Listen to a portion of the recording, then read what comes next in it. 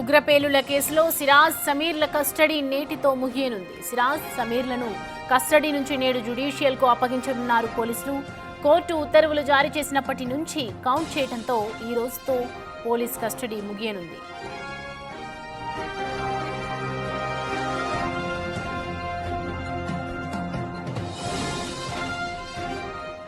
మరోవైపు పోలీసులు, ఎన్ఐఏ అధికారులు విచారణ ప్రారంభించి నేటికి 6వ రోజు అవుతోంది.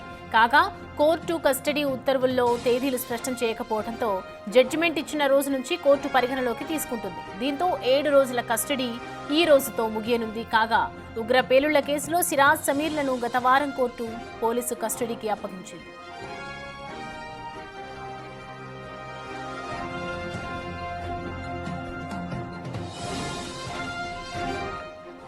ఈ అంశానికి సంబంధించి పూర్తి డీటెయిల్స్ అందించడానికి మా ప్రతినిధి శివశంకర్ జాయిన్ అవుతున్నారు లైవ్ లో.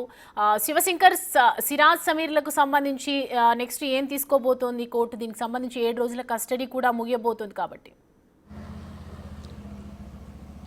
సౌమ్య, ఈరోజు సిరాజ్ సమీర్లందరినీ కూడా ఫస్ట్ క్లాస్ మెజిస్ట్రేట్ ముందు హాజరుపరిచే అవకాశం కనిపిస్తోంది. ఎందుకంటే కోర్టు చెప్పిన ఉత్తర్వుల మేరకు ముందుగా డేట్ అనేది ఫిక్స్ చేయలేదు కాబట్టి ఏ రోజైతే కోర్టు పోలీస్ కస్టడీకి ఉత్తర్వులు ఇచ్చిందో ఆ రోజు నుంచి కూడా కౌంట్ చేసే అవకాశంతో ఈ రోజుతో విచారణ ముగిసి సాయంత్రం కోర్టులో ప్రొడ్యూస్ చేసే అవకాశం కనిపిస్తోంది. మరోవైపు చూసినట్లయితే ఇప్పటికే విచారణ అయితే పూర్తయినట్టు మనకు తెలుస్తోంది.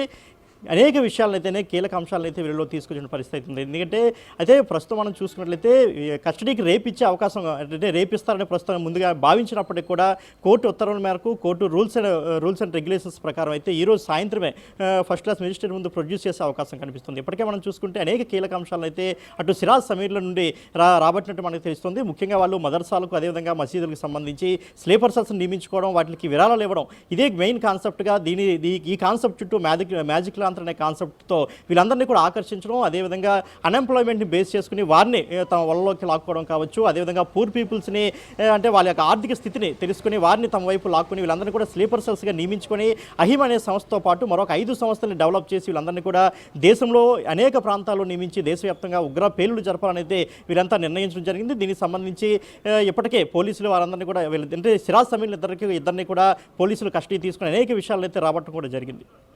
Right, Sivasankar, thanks for the updates.